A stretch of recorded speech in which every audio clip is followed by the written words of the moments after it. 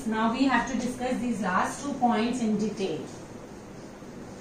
देखिए बच्चे, potential at all the point is constant, ये हम हमेशा डिस्कस कर चुके हैं, पहले भी कई बार हमने इस कंसेप्ट को उठाया. See I take suppose I take one conductor whose radius is say r1. I take another conductor of different size whose radius is say r2. Fine. आपने कुछ चार्ज इसको दिया इनिशियली, कुछ चार्ज इसको दिया. इसकी अपनी पोटेंशियल हो गई kq1 by r1, इसकी पोटेंशियल हो गई kq2 by r2. Now what you do is that you join them with a conducting wire. अगर आप इन दोनों को बच्चे कंडक्टिंग वायर के साथ ज्वाइन करते हैं, now what will happen? Irrespective of कि किसके पास कितना चार्ज है, फर्स्ट कंडक्टर के पास कम या ज्यादा हो सकता है, सेकंड के पास कम या ज्यादा हो सकता है, इसकी पोटेंशियल कम या ज्यादा हो सकती है, इसकी भी हो सकती है. So the only thing that you have to keep it in mind is that charge will always flow from high potential to low potential till they come to the same common potential. ये point मैंने आपको पहले भी 1A में भी हमने discuss किया था, बट वहां पर हमने जो लिए थे कंडक्टर्स ऑफ आइडेंटिकल साइज लिए थे कि if you take two conductors of the same size and join them then the charge will be equally distributed, क्योंकि उनका साइज सेम था. अगर साइज सेम था तो चार्ज डिस्ट्रीब्यूशन इक्वल इसलिए था क्योंकि पोटेंशियल सेम होंगी. तो मेन कंसेप्ट ये है कि जब भी आपने एक दो क्या आप इसके साथ जितने मर्जी कंडक्टर ज्वाइन करते जाइए of irrespective of the shape and size, the charge will always flow from one to the other in a way that the potential of all of them comes out to be the same. And charge means positive charge always flows from high potential to the low potential. Right now I am taking two conductors. Let us suppose आपने इन्हें conducting wire के साथ join कर दिया, तो अब charge will flow from the high potential to lower. मुझे नहीं पता किसकी potential ज्यादा है, किसकी potential कम है, but in the end what is going to happen, इन दोनों की पोटेंशियल क्या हो जाएगी, same. It means final potential इन दोनों की क्या होनी है, v1 is equal to v2. I am not writing about the initial. आपने कुछ चार्ज फर्स्ट कंडक्टर को दिया, कुछ चार्ज आपने सेकंड कंडक्टर को दिया, इसकी कुछ पोटेंशियल हुई, इसकी कुछ पोटेंशियल हुई. Finally when you connect them by a wire, the charge will flow from high potential to low potential in order to make the potential to be the constant. जहां जहां कंडक्टर होगा वहां वहां आपकी, जहां ज्वाइन कर दिया आपने दो कंडक्टर्स को, तीन को, चार को, पोटेंशियल सेम हो जाएगी. Now final potential I am writing as V1. It will be K Q1 by R1. Let us suppose बाद में इस पे Q1 चार्ज बच गया, इस पे Q2 बच गया. फाइन. सो पोटेंशियल जो सेम है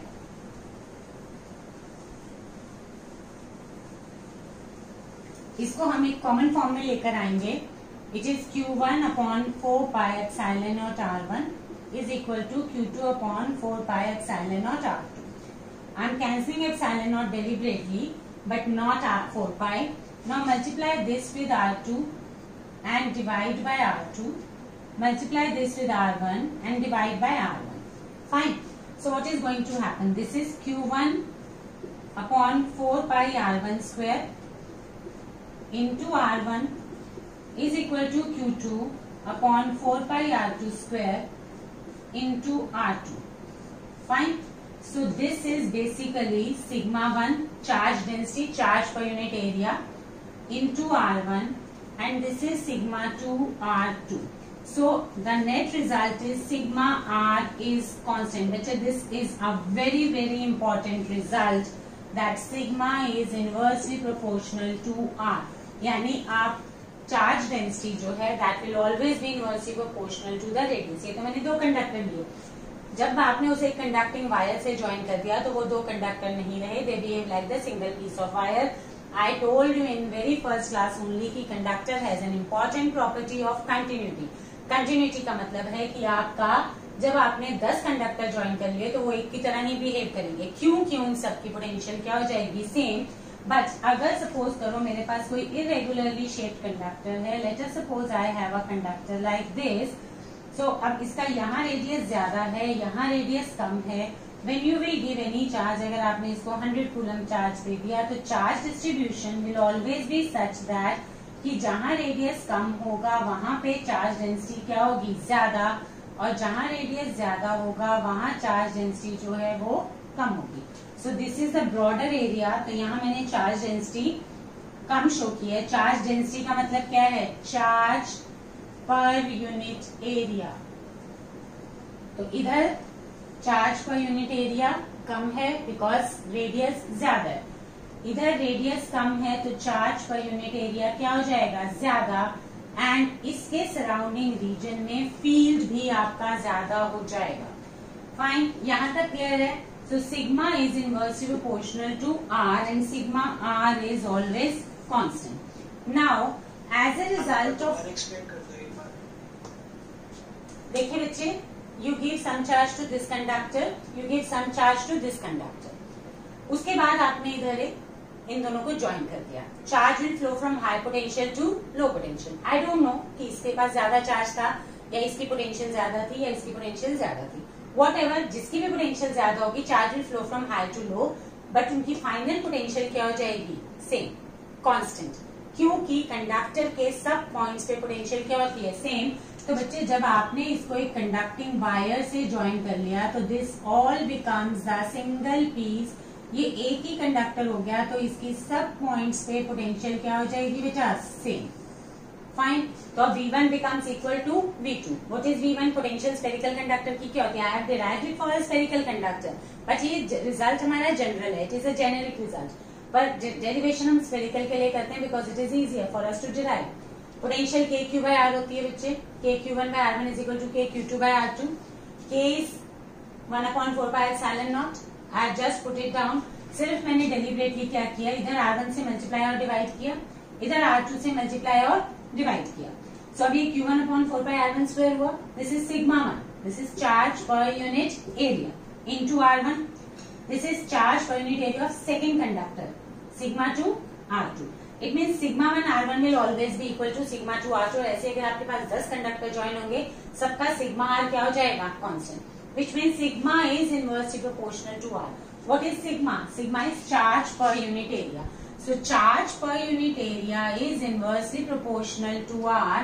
इसका मतलब क्या है बच्चे? अगर रेडियस ज्यादा होगी तो चार्ज डेंसिटी कम होगी, और अगर रेडियस कम होगी तो चार्ज डेंसिटी क्या होगी? ज्यादा होगी। What does it mean? It simply means, अभी मैंने एक इरेगुलरली शेप्ड कंडक्टर लिया जिसका कहीं पे रेडियस ज्यादा है, कहीं पे रेडियस कम है। तो जहां रेडियस ज्यादा है, इधर चार्ज पर यूनिट एरिया क्या हो जाएगा? कम। Sigma is inversely, this is a part of the sphere of larger radius, this is a part of a sphere of shorter radius. तो जहां रेडियस कम है बच्चे, वहां सिग्मा हाई हो जाएगा, जहां रेडियस ज्यादा है वहां सिग्मा लो हो जाएगा। Fine, so sigma is inversely proportional to R. Clear? अब इसका एक स्पेशल केस देखो। एक मैं कोम शेप्ड कंडक्टर ले लू, this is cone shaped conductor, मैं बड़ा बना देती हूं। This is the principle of something that you are going through these days. So which can you tell me, आपने आज की डेट में in the last few month सबसे ज्यादा कौन सा वर्ड अटर किया? Can you tell me? Can you tell me? अगर मैं आज पूरे दिन में बात करती हूँ फोन उठा के भी किसी से, तो the highest used word, the maximum usage of which word is basically being taken place today? Corona. Very good. So this is the principle of corona discharge. ये भी हमारा फिजिक्स में भी एक कोरोना है, but don't worry, this is very useful phenomena, not the disasters like the corona that we are facing today. वो भी एक कोरोना है, वो वायरस है, but this is the corona discharge and this is the जो principal of corona discharge है। I made my first video on this corona discharge in the month of October when corona was going on. You can go through that. उसमें corona discharge पूरा elaborate में explained है. See what is corona discharge? I pick it up.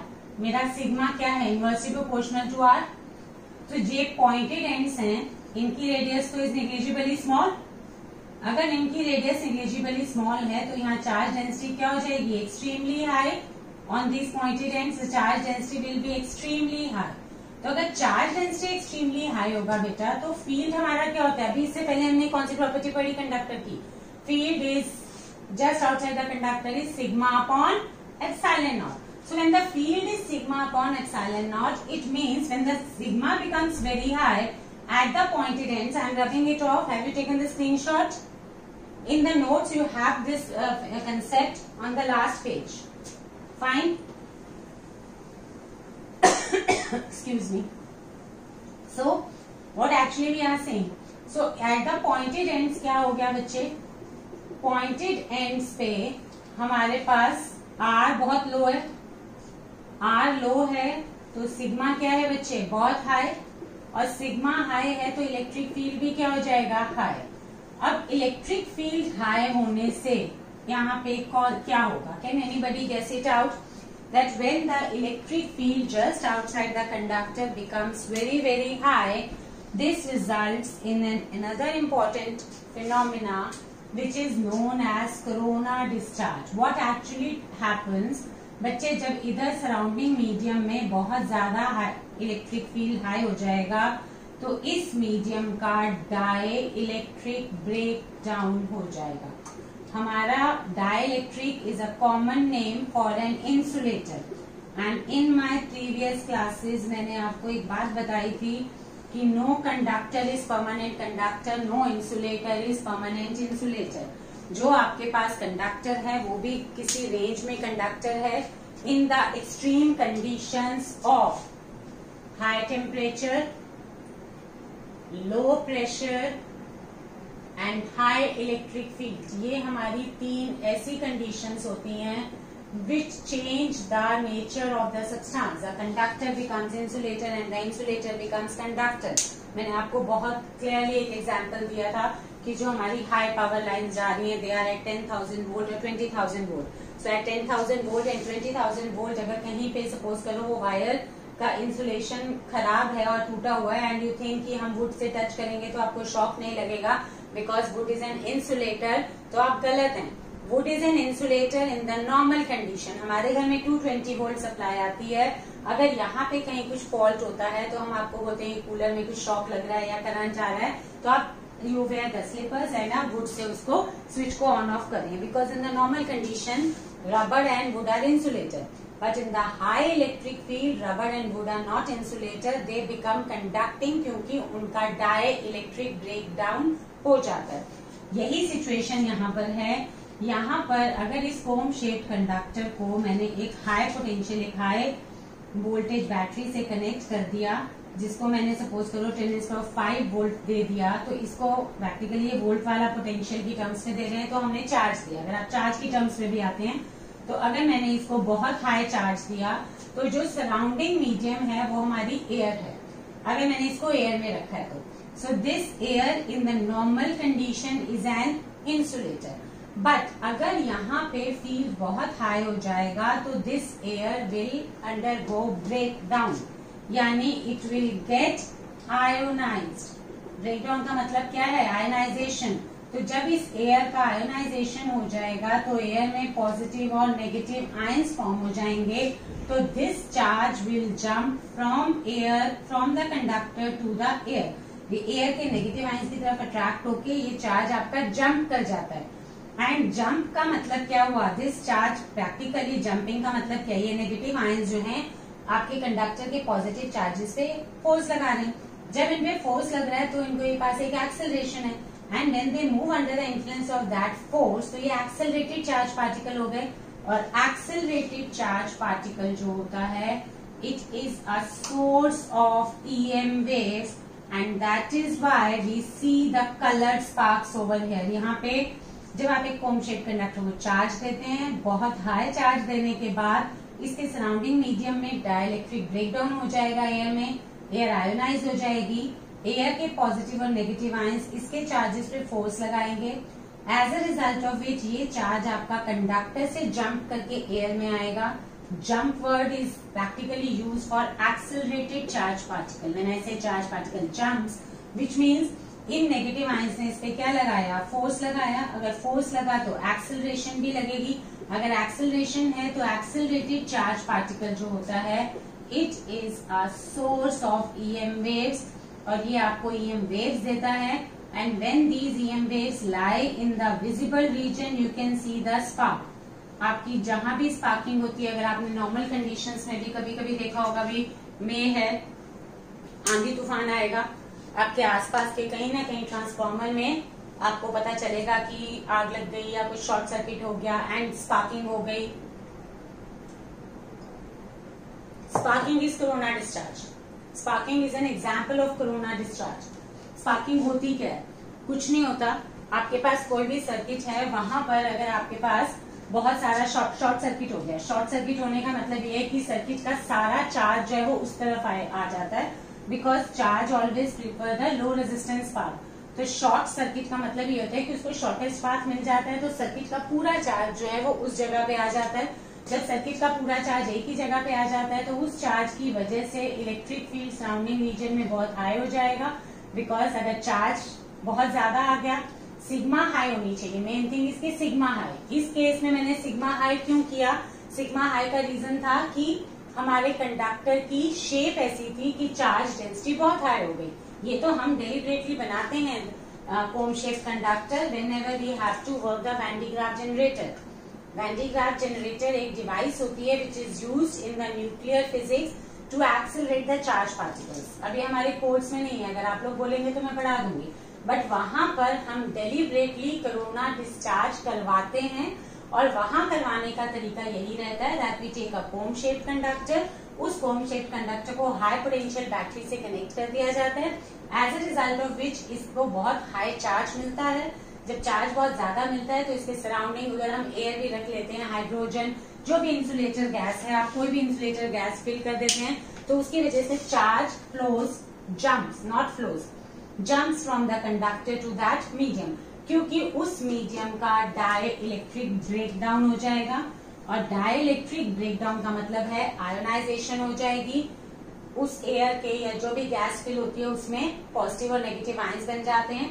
So charge of the conductor jumps due to the force exerted by these ions, and when it jumps means it is accelerated charge particle, and accelerated charge particle is a source of EM waves, and when EM waves lie in the visible region you are able to see the colorful sparks। तो जो मैं sparking transformer वगैरह में बोल रही हूँ वहां पे सिग्मा हाई इसलिए होता है क्योंकि शॉर्ट सर्किट हो जाता है। अगर शॉर्ट सर्किट हो जाएगा बेटा तो ड्यू टू शॉर्ट सर्किट वहां हमारा एरिया कम नहीं है बट क्यू हाई है, तो सिग्मा इज क्यू बाय ए। दो तरीके हैं सिग्मा को हाई करने के, या तो एरिया कम कर दो या चार्ज ज्यादा दे दो। तो जो नॉर्मल ट्रांसफार्मर वगैरह में या घर में कभी भी आपकी शॉर्ट सर्किटिंग होती है और आग लग जाती है, जो स्पार्किंग होती है वो इसी वजह से होती है कि आपका चार्ज बहुत हाई होता है। चार्ज हाई होने की वजह से सिग्मा हाई हो जाती है। सिग्मा हाई होने की वजह से जो सराउंडिंग रीजन है वहां पे इलेक्ट्रिक फील्ड बहुत हाई हो जाता है। अगर इलेक्ट्रिक फील्ड हाई हो जाता है तो जो सराउंडिंग एयर है, ट्रांसफार्मर के आसपास की एयर, वो आयोनाइज हो जाती है due to the dielectric breakdown, उसमें आयोनाइजेशन हो जाती है, और उस आयोनाइजेशन की वजह से जो चार्ज है वो आपके ट्रांसफार्मर से जंप करके एयर में आ जाता है, and when it charge jumps into the air, this charge is an accelerated charge particle. Due to acceleration, and accelerated charge particle is a source of EM waves। आप 12th में ही पढ़ेंगे EM waves, उसमें हम सबसे पहली चीज यही बताते हैं कि accelerated charge particle जो है, कोई भी आपकी EM waves जनरेट हो रही हैं, starting from UV, IR, X-rays, microwaves, आपकी visible light, they all are electromagnetic waves। तो इलेक्ट्रोमैग्नेटिक वेव्स का सोर्स जो होता है वो एक्सेलरेटेड चार्ज पार्टिकल होता है। So accelerated charge is a source of EM waves, and when such EM waves lie in the visible region you are able to see the spark। that visible region में जो आपको light मिलती है वो हमारी spark होती है। Is it clear? This is a very very important concept, और इसी को हम बोलते हैं corona discharge. Discharge actually means glow.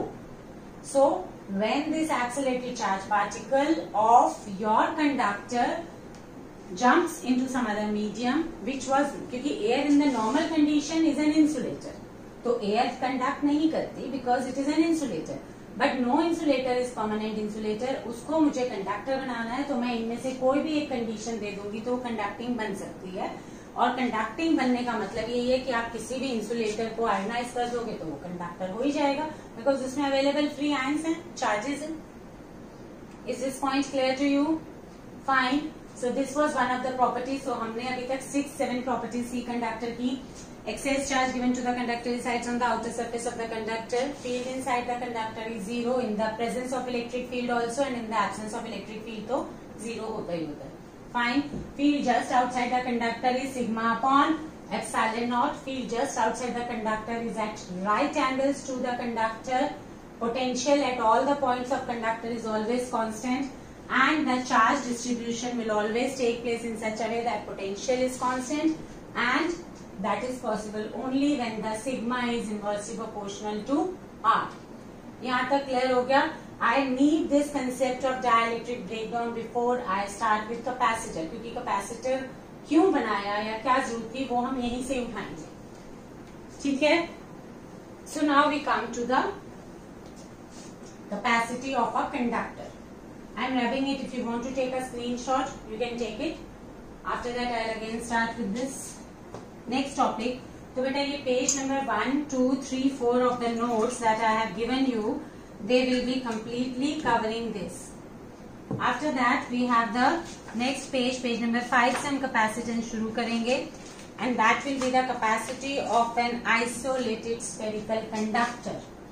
And after that we'll come to the capacitor. तो कोरोना डिस्चार्ज की बच्चे एक वीडियो मैंने यूविन पे भी डाली हुई है. The first video that I ever made, started making the videos, वो कोरोना डिस्चार्ज की ही थी. Since I found it as a word of the millennium, जितना हमने कोरोना वर्ड यूज किया है शायद उतना तो भगवान जी का नाम भी ले लेते तो शायद कोरोना अब तक चला गया होता. Fine. So we come to the capacity of an isolated conductor.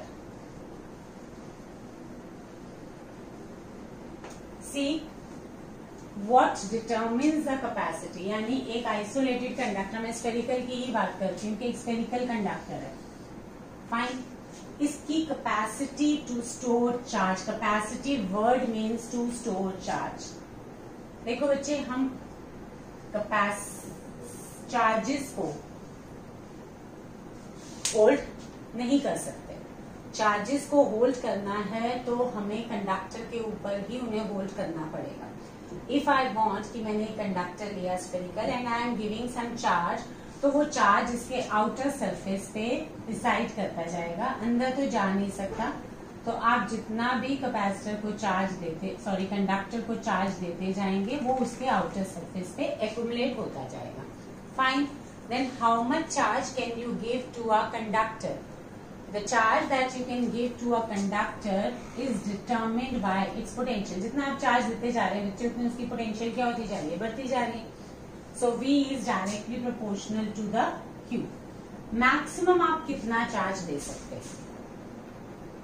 Can you tell me? In the books you will find the language that we give charge to the conductor till it leaks away. There is a word which is used there, till it leaks away. I just want to know कि anybody understands what do you mean by leakage of charge from the conductor? Conductor में कोई हमने छेद तो किया नहीं है. एक स्फेरिकल कंडक्टर है और आप उसको चार्ज दिए जा रहे हैं तो उसकी पोटेंशियल बढ़ती जाएगी. Now my question is कि मैं इसको मैक्सिमम कितना चार्ज दे सकती हूँ? 1 coulomb, 2 coulomb, 3 coulomb. What decide? कौन सा फैक्टर है जो ये डिसाइड करता है कि इसके बाद मैं इसको चार्ज नहीं दे सकती? नहीं दे सकती तो क्यों नहीं दे सकती? One thing, when we say the charge leaks away, तो where does it go? My first question is where does the charge go? And my second question is कि what determines the capacity of the conductor to store charge? हम इस conductor को कितना charge दे सकते हैं, किस बात पे डिपेंड करता है? इसके नेचर पे. कॉपर ज्यादा स्टोर करेगा, एल्यूमिनियम कम करेगा, ऐसा है क्या? या रेडियस पे 2 सेंटीमीटर का कम करेगा, 4 वाला ज्यादा करेगा? फाइन. या समथिंग एल्स, या शेप या साइज. शेप तो मैंने स्फेरिकल लिया, मैं स्फेरिकल की जगह रेक्टेंगुलर ले लूं, प्लेन शीट ले लूं, will that affect? So that is what we need to study here. The main thing is आप चार्ज देते जाइए, पोटेंशियल इंक्रीज होती जाएगी and till the charge starts leaking. I'll come to that leaks away point. पहले आप इसको खोलेंगे So when I remove this proportionality constant, this is 1 by C into Q.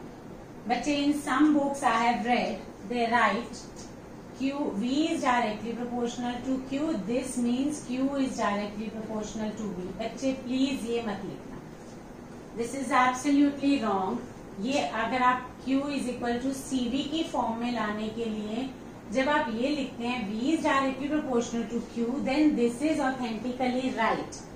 Mathematically मैं इसको गलत नहीं बोल सकती, but otherwise this is wrong. किस सेंस में? बच्चे जब भी हम कोई इक्वेशन बनाते हैं, what is y is equal to mx, मैं एक सिंपल एक्सप्रेशन एक मैथमेटिकल हूँ, y is equal to x square. What do you mean by this? This simply means कि y is N dependent variable और x मेरा क्या है बच्चे? Independent variable. तो x की वैल्यूज में कुछ भी चूज कर सकती हूँ, 1 2 3 4। y can not take all the values, y is dependent for its values on the x।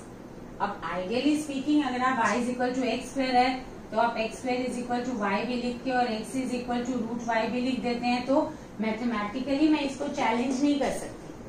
But मैं अगर अपने इस फिजिकल सिस्टम पे आऊं जहां मैं ये बोल रही हूँ कि इस कंडक्टर की पोटेंशियल इस बात पे डिपेंड करती है कि मैंने उसे कितना चार्ज दिया, क्योंकि पोटेंशियल इज k/r। अगर एक सिंपल स्फेरिकल कंडक्टर की बात करूं तो स्फेरिकल कंडक्टर की पोटेंशियल जो होती है वो k/r है, फाइन। बट मैं उसको ये नहीं बोल सकती कि चार्ज जो मैं दे रही हूँ वो उसकी पोटेंशियल पे डिपेंड कर रहा है। चार्ज जो मैं दे रही हूँ वो तो एक charge is independent, charge is in my hand, I am giving the charge. मेरे दिए हुए चार्ज की वजह से उसकी पोटेंशियल इंक्रीज हो रही है।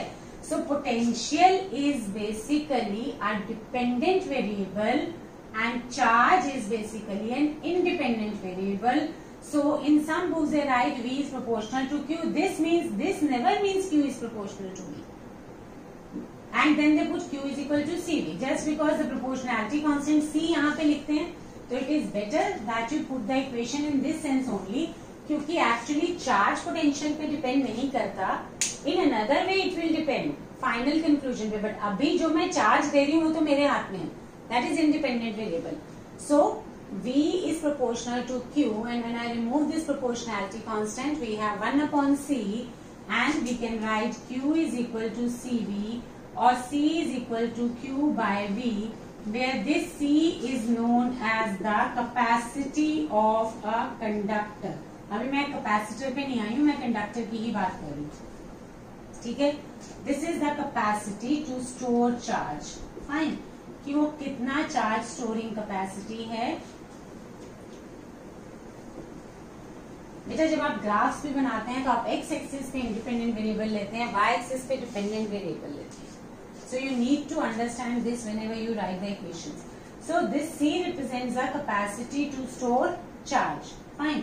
सो C is equal to Q by V. अब मेरा क्वेश्चन ये था कि हम इसको कितना चार्ज देते हैं, मैक्सिमम हाउ मच चार्ज कहना है, मतलब is there any final limit on this potential, कि मेरा सपोज करो 10 सेंटीमीटर का एक स्फीयर है और मैं इसको चार्ज देती जा रही हूँ और इसकी पोटेंशियल जो है वो इंक्रीज होती जाएगी टिल व्हेन, कब तक ये चार्ज स्टोर करेगा।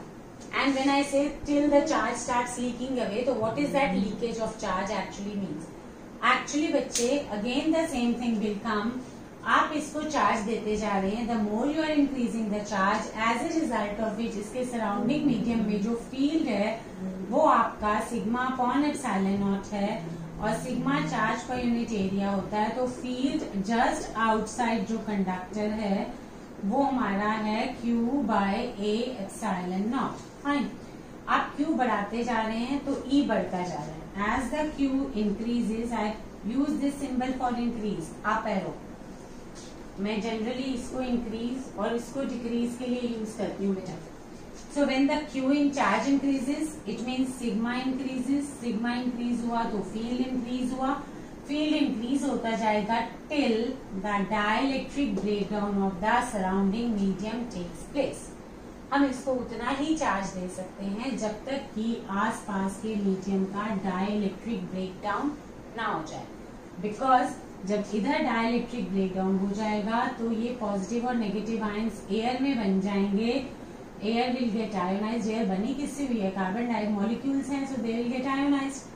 बहुत सारे मॉलिक्यूल्स हैं हमारे पास, नाइट्रोजन है, ऑक्सीजन है, कार्बन डाइऑक्साइड है। So ionization will take place depending upon कि कितना फील्ड आपका है, वो फील्ड किसकी आयनाइजेशन पोटेंशियल से एक्सीड हो गया है। सो जब ये यहाँ आयनाइजेशन हो गई तो charge will jump from the conductor to the air. तो चार्ज आपका कंडक्टर से एयर में जंप कर जाता है, जिसको हम बोलते हैं leaks away. Leaks away does not mean कि हमने कंडक्टर में एक होल कर दिया और इसलिए चार्ज आपका लीक हो गया। It simply means that the charge flows jumps from the conductor to the surrounding medium. It can store charge till field increases till it reaches the dielectric strength। एक हमारी term आती है dielectric strength। Dielectric strength is the maximum electric field that you can apply. It is the maximum electric field that we can apply across the any dielectric। Air की बजाय कोई और भी हो सकता है। तो जहां भी आपने इसको रखा तो उसके सराउंडिंग मीडियम की डाइलेक्ट्रिक स्ट्रेंथ पे डिपेंड करेगा कि आप इसको कितना चार्ज देते हैं। So dielectric strength is a maximum field that can be applied across any dielectric can bear। You can say any insulating medium till it gets ionized। जब तक ये आयोनाइज नहीं हो जाता तब तक आप इसको दे सकते हैं। So when the surrounding medium gets ionized, you cannot give more charge to the conductor। अब आप अगर कंडक्टर को चार्ज देंगे तो वो सराउंडिंग मीडियम में ही जाता जाएगा, कंडक्टर नहीं स्टोर कर पाएगा इसको। This is known as a leakage of charge. Fine. So it means एक कंडक्टर की कैपेसिटी किस पे डिपेंड कर रही है? It is Q by V। अगर आप इस Q बाय V को खोलते हैं बच्चे तो V हमारे पास, इस केस में मैंने स्फेरिकल कंडक्टर लिया तो V is equal to KQ by R। Q and Q gets cancelled and K is 1/4 pi epsilon naught, so it comes out to be 4 pi epsilon naught R।